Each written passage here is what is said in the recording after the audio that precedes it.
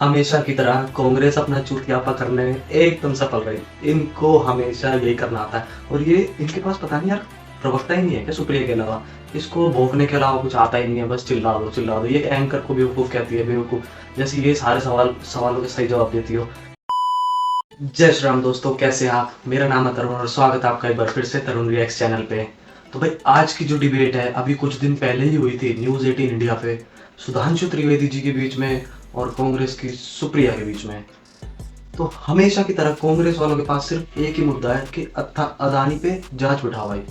और सुधांशु त्रिवेदी जी ने इस सवाल का क्या उत्तर दिया भाई, बहुत मजा आएगा देखने में, क्योंकि वो उनके अंदाज अलग ही होते हैं और वो जवाब भी ऐसे देते हैं कि अगला बंदा खुद ही अपने सवाल में फंस जाता है।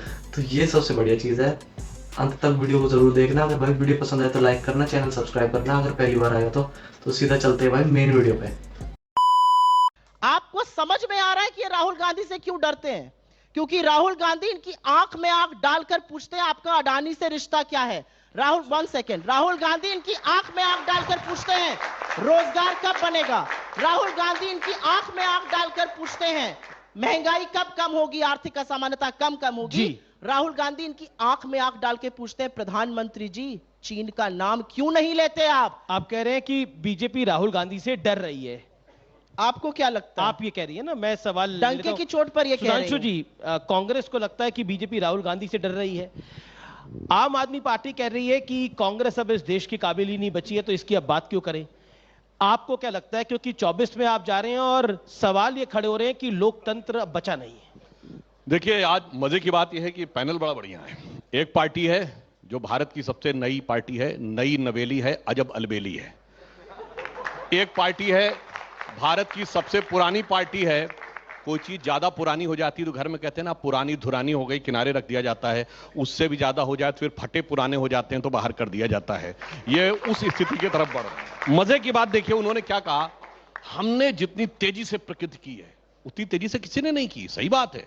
अरे 10 साल में क्या, हमें 72 साल हो गए, कभी कांग्रेस से समझौता नहीं किया। 72 दिन में कांग्रेस से समझौता किया, इसलिए सत्ता में। और इतना ही नहीं, मजे की बात देखिए, सबसे पहले दिल्ली में जब 8 सीटें कांग्रेस की थी और 32 हमारी और 28 इनकी थी, कांग्रेस ने इनकी पालकी ढोई, सत्ता की दहलीज पार कराई। अब फिर भैया उन्होंने दिल्ली तो छोड़ो, पंजाब भी निपटा दिया। इनके साथ क्या है, इनकी दूसरी प्रॉब्लम है।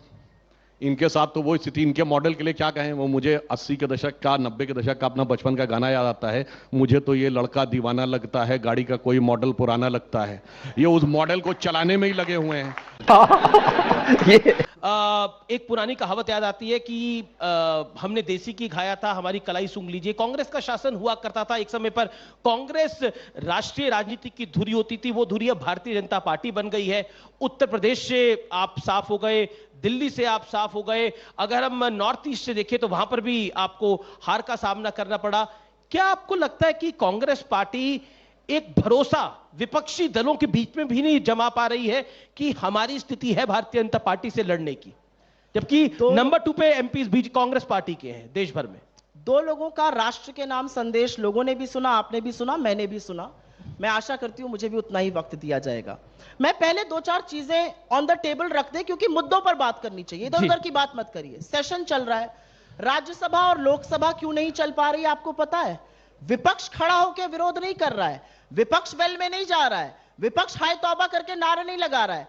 हिंदुस्तान की राजनीति में पहली बार, आजाद हिंदुस्तान में 75 साल में, सत्ता पक्ष नारेबाजी लगाकर सदन नहीं चलने दे रहा। और क्यों नहीं चलने दे रहा है? सदन चलेगा तो अडानी पर जवाब देना पड़ेगा, जेपीसी गठित करनी पड़ेगी। क्या करो, सदन मत चलने दो।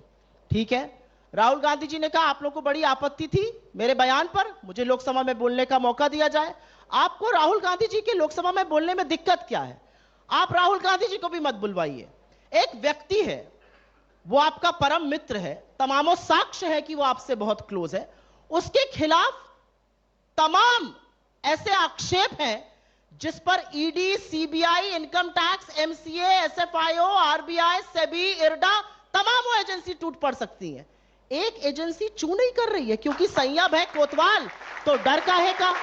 मोदी जी के परम मित्र हैं तो अडानी जी पर कोई एजेंसी काम नहीं करेगी। आप घबराइए मत, मैं तो अडानी जी पर बात कर रही हूं। आगे सुनिए, आप जेपीसी गठित नहीं करेंगे। एक नया आजकल एक्सक्यूज आया है, सुप्रीम कोर्ट कमेटी। इस जनता के लिए, आपके व्यूअर्स के लिए, आपके ऑडियंस के लिए रिमाइंड कराना जरूरी है, सुप्रीम कोर्ट की जो कमेटी है वो रिव्यू ऑफ रेगुलेटरी फ्रेमवर्क करेगी। वो ये तफ्तीश नहीं करेगी कि 82 गुना शेयर कैसे बढ़ा, विनोद अडानी कभी शेयर होल्डर होते हैं कभी नहीं होते हैं, बेनामी पैसा आने के आक्षेप लगे हैं, तमामों शेल कंपनीज हैं, ये वो नहीं करेगी। ये काम करना सरकार का है। कभी मोदी जी अडानी के पीछे छुपेंगे, कभी अडानी मोदी के पीछे। एक मिनट सुन लीजिए, मैं एक आपको बात छोटी सी बता जी जी जी। एक मित्र मंत्रिमंडल पर इतना भारी है कि बड़े बड़े सांसद मंत्री बेचारे ट्रोल बनने को खड़े हैं कि अडानी जी को बचाना है, बस यही बहाना है। सुप्रिया जी ने जो बात कही, इनके मुंह से एक शब्द निकल गया, बड़ी चुप 2014 से पहले ये होता था। ठीक है, कौन सी कंपनी थी जिसकी, मैं याद दिलाना चाहता हूं। समझ में नहीं आता कांग्रेस को विदेशी कंपनियों से ही क्यों 2014 से पहले याद दिलाना चाहता हूं। ये बताइए यूनियन कार्बाइड के साथ कौन खड़ा था? कौन सी देशी कंपनी थी? विदेशी कंपनी थी। एंडरसन को सरकारी जहाज में बैठा के भिगाया गया था। अब आइए, एक और कंपनी थी विदेशी, बोफोर्स, उसके डिफेंस में कौन खड़ा था? हॉविट्जर, उसके डिफेंस में कौन खड़ा था? अगस्ता वेस्टलैंड, उसके डिफेंस में कौन खड़ा था? एक के बाद एक विदेशी कंपनियों के। और एक और बात भी बता दूं, आज बीबीसी के डिफेंस में कौन खड़ा, हिंडनबर्ग के डिफेंस में कौन खड़ा, ग्रेटा थनबर्ग के डिफेंस में कौन खड़ा, वात्रुचि मामा के डिफेंस में कौन खड़ा? और इतना ही नहीं, आप में तो शायद बहुत लोगों को नहीं ध्यान हो कि श्री राहुल गांधी जी भी एक ब्रिटिश कंपनी में डायरेक्टर रहे हैं 2003 से 9 तक। कंपनी का नाम है बैकऑप्स, और वो एक विदेशी कंपनी में कंसल्टेंट भी रहे हैं। मॉनिटर नाम था, जो बंद हो गई। बैकऑप्स भी 2009 में चली गई। पता नहीं जहां चरण धरते हैं, जहां जहां चरण पड़े राहुल के ताता बंटा। समझ गया मैं। एक दिन में राहुल गांधी को भारत के लोकतंत्र के 2 दर्शन होंगे।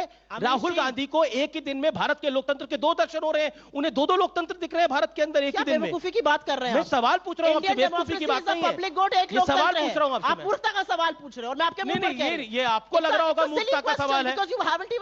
नो, आपने सुना है? आपने कैम्ब्रिज का लेक्चर सुना है? मैंने बिल्कुल लेक्चर सुना है। आप ही कह रही है ना, उन्होंने ये बात उन्होंने पहले ये बोली फिर वो बोली। तो मेरा काउंटर सवाल है, एक ही दिन में 2 लोकतंत्र के दर्शन कैसे हो रहे राहुल जी को? ये है कि यहाँ पर आप सवाल का जवाब नहीं दे पा रही तो आप बेवकूफ कह रही हैं। आप मेरे मंच पे आई है, मैं आपका सम्मान कर रहा हूँ, मैं आपका सम्मान कर रहा हूँ, लेकिन आप इस तरह की शब्दों का इस्तेमाल कर रही हैं। आप गलत बात दोनों का डेट कोट कर दीजिए, दर्शक अपने आप चेक कर लेंगे। गलत बात करिएगा तो मैं नहीं सुनूंगी ना। नहीं, सवाल पूछ रहा हूँ मैं। मीडिया कर रहा है। ये बताइए, जब राहुल गांधी जी रूल कर रहे थे, देखिए अडानी की जांच करवाएंगे, अडानी की जांच करवाएंगे। ये बताइए राहुल गांधी जी को कितनी भारतीय यूनिवर्सिटी ने बुलाया? जब वो वली अहद सल्तनत थे तब किसने बुलाया? ये कैम्ब्रिज ने बुलाया क्यों है? ये शोध का विषय है। ये सबसे बड़ा, अरे भाई अरे आप भी बैठ दीजिए, सुनिए, सबसे बड़ा माइंस का कॉन्ट्रैक्ट देखिए चीखने लगी। तीसरा मोदी एंटीगुआ में नजर आएगा। एक सेकंड, क्या बोला आपने? क्या बोला? के लिए मुझे ईडी दीजिए। मोदी जी एंटीगुआ में नजर आएंगे। देखिए, एक बात, आप तमाम लोगों का शुक्रिया। लेकिन जी जी जी, अरे भाई, मुगल आजम का डायलॉग याद है मुझे, एक रात के लिए मलिका हिंदुस्तान बना दो, वही इसके मुंह से निकला।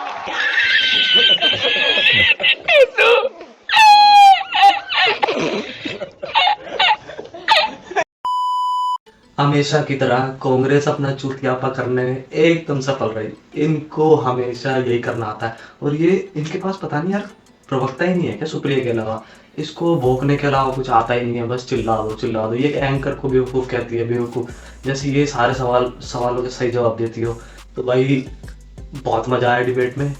आपको कैसी लगी? अगर भाई डिबेट पसंद आई है तो ज़रूर इसको लाइक करना, चैनल सब्सक्राइब करना अगर नहीं आए तो। मिलते हैं अगली वीडियो में, तब तक के लिए स्वस्थ रहिए, खुश रहिए। जय श्री राम, हर हर महादेव।